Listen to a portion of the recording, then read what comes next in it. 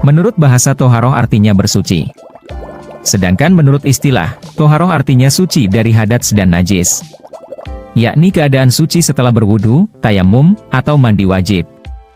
Hukum toharoh tertulis dalam Al-Quran Surat Al-Baqarah ayat 222.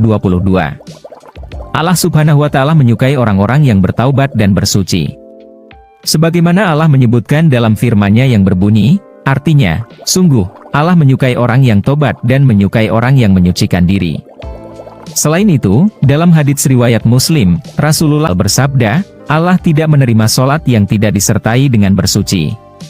Toharoh ada dua macam, yakni bersuci dari hadats berupa melakukan wudu, mandi, dan tayamum. Kemudian, bersuci dari najis berupa menghilangkan najis yang ada di badan, tempat dan pakaian.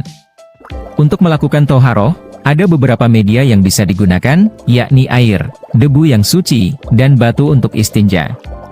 Air sendiri, dari segi hukum dibagi menjadi 5, yaitu 1. Air mutlak. Air mutlak merupakan air yang bisa digunakan untuk bersuci. Contoh dari air mutlak adalah air hujan, air sumur, air sungai, air telaga, air laut, embun, serta air es dan salju. Dari Abu Hurairah, Nabi bersabda, air laut itu suci, dan halal bangkainya, hadits riwayat Tirmidzi. 2. Air mustamal. Yang kedua adalah air mustamal, yaitu air yang telah digunakan untuk bersuci. Jenis air ini bisa digunakan untuk berwudu dan mandi besar, namun terdapat perbedaan pendapat terkait hukum air mustamal. Sebagian ulama berpandangan air mustamal suci dan bisa digunakan untuk taharah.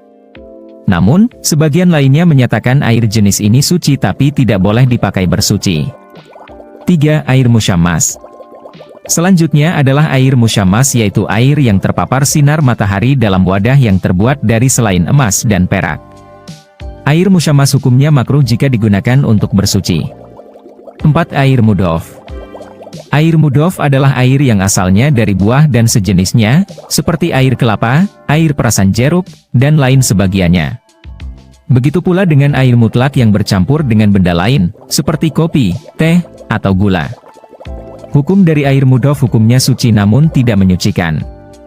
Dengan demikian, air mudhof tidak boleh digunakan untuk bersuci. 5. Air mustanajis. Terakhir ialah air mustanajis.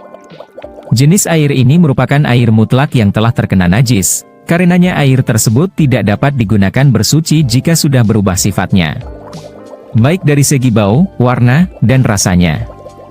Apabila salah satu dari ketiga sifat tersebut tidak berubah, para ulama sepakat bahwa jenis air tersebut tidak dapat digunakan untuk bersuci.